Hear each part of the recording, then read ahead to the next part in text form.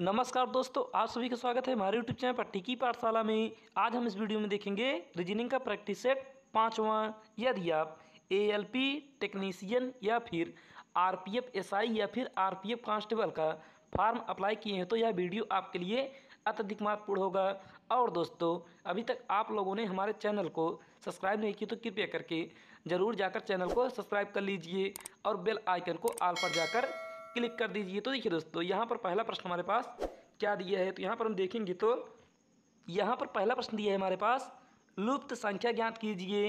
यानी कि यहाँ पर हमारे पास 3 आकृति दी हुई है और यहाँ पर हमें बताना है कि इस प्रश्नवाचक चिन्ह के स्थान पर कौन सी संख्या होगी। तो देखिए दोस्तों, आप यहाँ पर देखेंगे तो यहाँ पर हमारे पास 3 आकृति दी हुई है और यहाँ पर हमें बताना है कि इन तीनों में ऐसा क्या नियम लगाएं कि यहाँ पर प्रश्नवाचक चिन्ह के स्थान पर वह संख्या प्राप्त हो। तो देखिए दोस्तों, आप यहाँ पर सबसे पहले देखेंगे तो यहाँ पर आपके पास यहाँ पर दिया है 4, 6, 9 और 6। अब इन चारों में से ऐसा क्या ढूंढें कि यहाँ पर हमारे पास यही नियम तीनों आकृति में फॉलो हो। तो देखिए दोस्तों, आप यहाँ पर देखेंगे तो यहाँ पर अंदर का गुणा अगर अंदर के साथ करेंगे, यानी कि 4 का गुणा अगर 9 के साथ करेंगे तो यहाँ पर कितना आएगा, 4 9 36। और दोस्तों, यहाँ पर बाहर का गुणा अगर बाहर के साथ करेंगे तो यहाँ पर कितना होगा, 6 4 36। यानी कि 6 का गुणा 6 में करेंगे तो यहाँ पर होगा 36। यानी कि दोस्तों, अगर हम बाहर का गुणा बाहर में करेंगे और अंदर का गुणा अंदर में करेंगे तो यहाँ पर हमारे पास सेम संख्या प्राप्त होगी। उसी प्रकार से यहाँ पर हम दूसरे आकृति में देखेंगे तो यहाँ पर दिया है 24 8 3 9। अब यहाँ पर दोस्तों हम अंदर का गुणा अंदर के साथ करेंगे तो यहाँ पर कितना होगा, 24 का गुणा अगर हम 3 में करेंगे तो यहाँ पर होगा 24 3 72, यानी कि 72। उसके बाद दोस्तों यहाँ पर हम बाहर का गुणा बाहर में करेंगे तो यहाँ पर 9 का गुणा 8 में करेंगे तो यहाँ पर कितना आएगा, यहाँ पर आएगा 8 9 72। तो देखिए दोस्तों, यहाँ पर हम देखेंगे तो यहाँ पर हमारे पास अगर अंदर का गुणा अंदर में करेंगे और बाहर का गुणा बाहर में करेंगे तो यहाँ पर हमारे पास बराबर में संख्या प्राप्त होगी। अब यही नियम दोस्तों हम यहाँ पर आकृति तीसरे में लगाएंगे। तो देखिए दोस्तों, आप यहाँ पर अंदर का गुणा अंदर करेंगे तो यहाँ पर कितना होगा, 15 छक्का 90, यानी कि यहाँ पर आएगा 90। उसके बाद दोस्तों यहाँ पर हम बाहर का गुणा बाहर में करेंगे तो कितना होगा, यहाँ पर हम 9 का गुणा किस में करें कि यहाँ पर 90 प्राप्त हो जाए। तो यहाँ पर दोस्तों हम 9 का गुणा अगर 10 में करेंगे तो यहाँ पर होगा 90, यानी कि इस प्रश्नवाचक चिन्ह के स्थान पर आएगा 10, जो कि हमारे किस ऑप्शन दिए दोस्तों, या हमारे ऑप्शन नंबर ए में दिए। तो ये ए होगा करेक्ट उत्तर, यानी कि ऑप्शन ए होगा हमारा सही आंसर। तो फिर चलिए दोस्तों, अब हम देखते हैं प्रश्न संख्या 2 को। तो देखिए दोस्तों, यहाँ पर दूसरा प्रश्न दिया है, निम्न आकृति में त्रिभुजों की संख्या बताइए। तो देखिए दोस्तों, यहाँ पर हमारे पास एक आकृति दी हुई है और यहाँ पर हमें बताना है कि इस आकृति में टोटल त्रिभुजों की संख्या कितनी है। तो देखिए दोस्तों, आप यहाँ पर देखेंगे तो यहाँ पर आपको अंदर यहाँ पर इस तरीके का एक आकृति देखने के लिए मिलेगा। यानी कि यहाँ पर हम इसे अगर बाहर बनाएंगे तो यहाँ पर हमारे पास इस तरीके का एक आकृति दिखाई देगा। अब यहाँ पर हम देखेंगे कि इसमें टोटल त्रिभुजों की संख्या कितनी है। तो यहाँ पर हम गिनेंगे तो यहाँ पर 1 2 3 4 और यहाँ पर 5 और 6।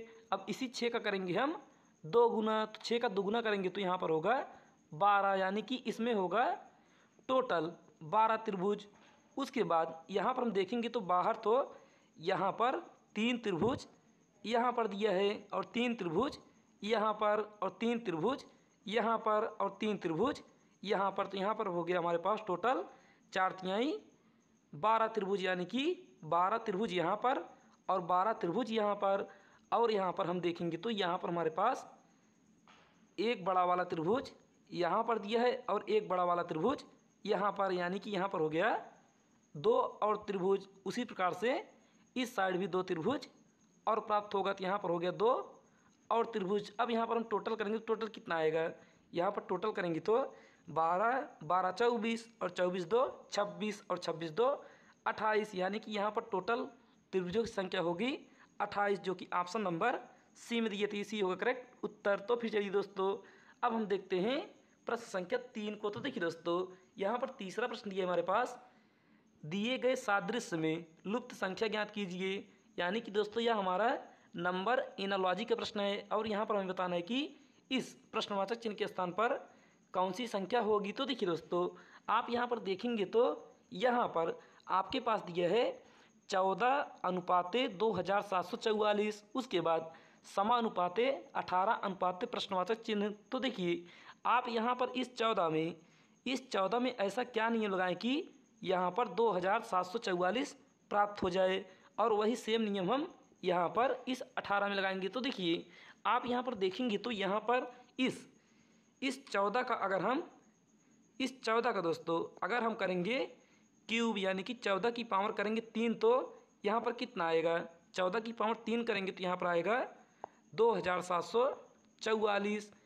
यानी कि 14 का गुणा अगर हम 14 गुणे 14 करेंगे तो यहाँ पर आएगा 2744, जो कि यहाँ पर दिया है। अब यही दोस्तों हम करेंगे इस 18 में। तो यहाँ पर हम 18 का क्यूब करेंगे, कितना होगा, यहाँ पर 18 का क्यूब करेंगे तो यहाँ पर हमारे पास कितना प्राप्त होगा। तो यहाँ पर हम करेंगे 18 गुणे 18 गुणे 18।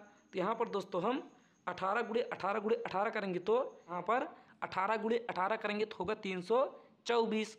और उस 324 में अगर हम फिर 18 से गुणा करेंगे तो यहाँ पर आएगा 5832। तो यहाँ पर होगा दोस्तों 5832, यानी कि इस प्रश्नवाचक चिन्ह के स्थान पर आएगा 5832, जो कि ऑप्शन नंबर बी में दिया। तो ये बी होगा करेक्ट उत्तर। तो फिर चलिए दोस्तों, अब हम देखते हैं प्रश्न संख्या 4 को। तो देखिए दोस्तों, यहाँ पर चौथा प्रश्न हमारे पास दिया है, एक ही पासे की 3 अलग अलग स्थितियाँ दिखाई गई हैं, 4 दर्शाने वाले फलक के विपरीत फलक पर संख्या ज्ञात कीजिए। तो देखिए दोस्तों, यहाँ पर हमारे पास एक पासे की 3 अलग अलग स्थितियाँ दी हुई है और यहाँ पर हमें बताना है कि 4 के विपरीत फलक कौन सा होगा। तो देखिए दोस्तों, आप यहाँ पर देखेंगे तो यहाँ पर आप इन तीनों पासों में से कोई 2 पासा सबसे पहले उठाएंगे। तो यहाँ पर हम पहले और दूसरे पासे को लेंगे तो यहाँ पर आपको इन दोनों पासों में कम से कम एक सतह कॉमन होनी चाहिए। तो यहाँ पर दोस्तों हम देखेंगे तो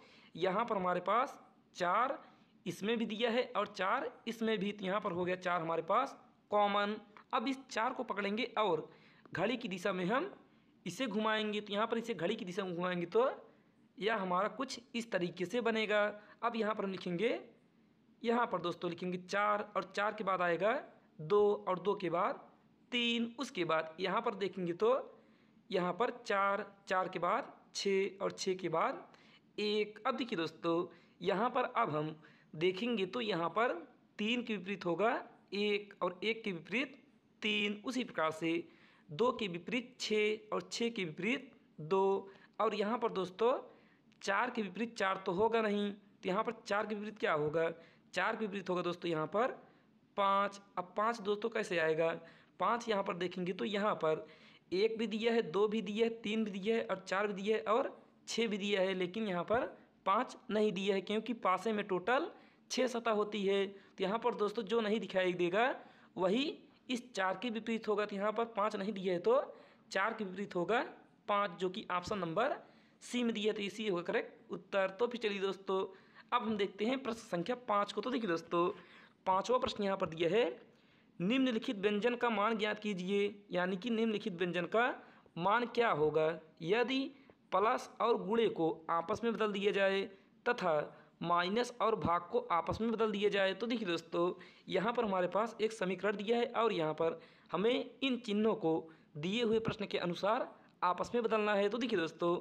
यहाँ पर दिया है हमारे पास 8 और यहाँ पर गुणा है तो गुणे के स्थान पर करेंगे हम प्लस और प्लस में 10। उसके बाद यहाँ पर प्लस है तो प्लस के स्थान पर करेंगे हम गुणा। तो यहाँ पर गुणे 3। उसके बाद यहाँ पर माइनस है तो माइनस के स्थान पर भाग और भागे यहाँ पर होगा 5। उसके बाद यहाँ पर दिए भाग, तो भाग के स्थान पर माइनस और माइनस 6। अब देखिए दोस्तों, यहाँ पर हम सबसे पहले इसमें क्या हल करेंगे, इसमें सबसे पहले हम भाग को हल करेंगे। तो यहाँ पर हम लिखेंगे 3/5 और यहाँ पर आगे गुणे में 10 और यहाँ पर प्लस में 8, यानी कि 8 + 10 गुणे 3/5 -6। अब देखिए दोस्तों 5 काटेंगे 10 को तो यह जाएगा 2 बार में। उसके बाद 2 का गुणा 3 करेंगे तो यहाँ पर होगा 6 और यहाँ पर दोस्तों आगे -6 और यहाँ पर पीछे 8 प्लस। अब देखिए दोस्तों यहाँ पर हम 6 में 6 घटाएंगे तो यहाँ पर आएगा 0, तो यहाँ पर बचेगा सिर्फ 8, यानी कि इस प्रश्नवाचक चिन्ह के स्थान पर आएगा 8, जो कि ऑप्शन नंबर सी में दिए थे, सी होगा करेक्ट उत्तर। तो फिर चलिए दोस्तों अब हम देखते हैं प्रश्न संख्या 6 को। तो देखिए दोस्तों 6वां प्रश्न यहाँ पर दिया है हमारे पास।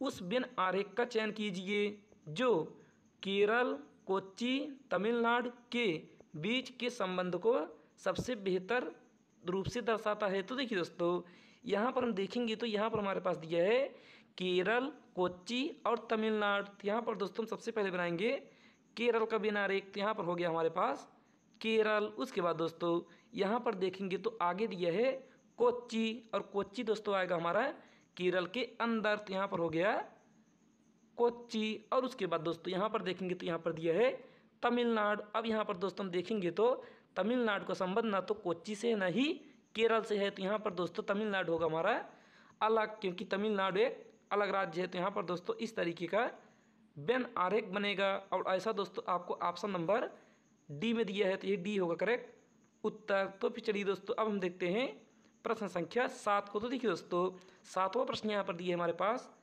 दी गई श्रृंखला में प्रश्न चिन्ह के स्थान पर क्या आना चाहिए। तो देखिए दोस्तों यहाँ पर हमारे पास एक श्रृंखला दी हुई है और यहाँ पर हमें बताना है कि इस प्रश्नवाचक चिन्ह के स्थान पर क्या होगा। तो देखिए दोस्तों आप यहाँ पर देखेंगे तो यहाँ पर यहाँ पर आपको यह सीरीज बढ़ती हुई नजर आएगी, यानी कि धीमे धीमे से आगे बढ़ रही है। तो यहाँ पर दोस्तों हम करेंगे प्लस। तो यहाँ पर 11 में कितना प्लस करें कि यहाँ पर 14 प्राप्त हो जाए। तो यहाँ पर दोस्तों हम 11 में अगर 3 प्लस करेंगे तो यहाँ पर होगा 14। उसके बाद इस 14 में अगर हम 6 प्लस करेंगे तो यहाँ पर होगा 20। उसके बाद इस 20 में अगर हम 9 प्लस करेंगे तो यहाँ पर होगा 29। उसके बाद इस 29 में अगर हम 11 प्लस करेंगे तो सॉरी दोस्तों अगर इस 29 में हम 12 प्लस करेंगे तो यहाँ पर होगा 41। अब उसके बाद इस 41 में हम कितना प्लस करेंगे, यहाँ पर दोस्तों देखेंगे तो यहाँ पर 3 का पहाड़ा पढ़ेंगे, 3 दूनी 6 और 3 तुलक का 9 और 3 चौक 12। अब इस बार होगा 3 पचे 15, यानी कि दोस्तों यहाँ पर हम 41 में 15 जोड़ेंगे। तो 41 में 15 जोड़ेंगे तो यहाँ पर कितना आएगा, यहाँ पर आएगा 56, जो कि ऑप्शन नंबर हमारे बी में दिए थे, बी होगा करेक्ट उत्तर। तो फिर चलिए दोस्तों अब हम देखते हैं प्रश्न संख्या 8 को। तो देखिए दोस्तों 8वां प्रश्न यहाँ पर हमारे पास दिया है कथन और निष्कर्ष का। तो यहाँ पर दोस्तों दिया है हमारे पास कथन सभी कार वाहन हैं और दूसरा कथन दिया है सभी वाहन ट्रक हैं। तो देखिए दोस्तों यहाँ पर हम लिखेंगे तो यहाँ पर होगा सभी कार वाहन हैं, तो यहाँ पर हम बनाएंगे कार को, और सभी कार वाहन है तो कार आएगा वाहन के अंदर। तो यहाँ पर बाहर हो गया वाहन। उसके बाद आगे फिर यहाँ पर दिए सभी वाहन ट्रक हैं, तो यहाँ पर दोस्तों ट्रक आएगा वाहन के बाहर। तो यहाँ पर दोस्तों हमारा इस तरीके का वेन आरेख बन गया, यानी कि दोस्तों यहाँ पर होगा यह हो गया हमारा कार, यह हो गया वाहन और यह हो गया ट्रक। अब देखिए दोस्तों यहाँ पर अब हम देखेंगे तो यहाँ पर निष्कर्ष में हमसे क्या पूछा है। यहाँ पर पहला निष्कर्ष देखेंगे तो यहाँ पर दिया है सभी कार ट्रक हैं। तो यहाँ पर दोस्तों सभी कार ट्रक हैं, तो यहाँ पर दोस्तों पहला निष्कर्ष हमारा सही हो गया, क्योंकि यहाँ पर हम दोस्तों बाहर से अंदर जाएंगे तो यहाँ पर होगा सभी। तो यहाँ पर पहला निष्कर्ष सही हो गया। अब यहाँ पर दूसरा निष्कर्ष देखेंगे तो यहाँ पर दिया है सभी ट्रक वाहन हैं। तो यहाँ पर दोस्तों ट्रक बाहर है और वाहन अंदर है। तो यहाँ पर दोस्तों दूसरा निष्कर्ष हमारा गलत हो जाएगा, क्योंकि कुछ ट्रक वाहन है। तो यहाँ से दूसरा निष्कर्ष हमारा गलत हो गया। तो यहाँ पर दोस्तों हम ऑप्शन नंबर 2 को, यानी कि दूसरा होगा हमारा करेक्ट उत्तर, यानी कि केवल एक निष्कर्ष अनुसर करता है। तो यही होगा करेक्ट आंसर। तो फिर चलिए दोस्तों आप इसका उत्तर हमें कमेंट बॉक्स में बताएंगे, या आपका रहा HW यानी कि होमवर्क कार्य। अब दोस्तों हम देखेंगे प्रश्न संख्या 10 को। तो देखिए दोस्तों यहाँ पर 10वां प्रश्न हमारे पास दिया है दिए गए आव्यूह का ध्यानपूर्वक अध्ययन कीजिए और दिए गए विकल्पों में से उस संख्या का चयन कीजिए जो उसमें प्रश्न चिन्ह को प्रतिस्थापित कर सकता है। तो देखिए दोस्तों यहाँ पर हमारे पास एक आव्यूह दिया है और यहाँ पर हमें बताना है कि इस प्रश्नवाचक चिन्ह के स्थान पर कौन सी संख्या होगी। तो देखिए दोस्तों, आप यहाँ पर देखेंगे तो यहाँ पर हमारे पास सबसे बड़ी संख्या 100 दी हुई है, 100 दिया है और यहाँ पर 111, यानी कि दोस्तों इसे हम पंक्ति में हल करेंगे। इसे हम पंक्ति में हल करेंगे यानी कि बाएं से दाएं। अब देखिए दोस्तों, यहाँ पर अगर हम इसे पंक्ति में हल करेंगे तो यहाँ पर हम 12 और 8 में 12 और 8 में ऐसा क्या नियम लगाएं कि यहाँ पर 100 प्राप्त हो जाए। तो यहाँ पर दोस्तों हम 12 का गुणा 8 में करेंगे, कितना होगा 12 अट्ठे 96 और इसी 8 का आधा करेंगे तो होगा 4। तो यहाँ पर दोस्तों हम 96 में 4 जोड़ेंगे तो यहाँ पर होगा हमारे पास 100, जो कि यहाँ पर आगे दिया है।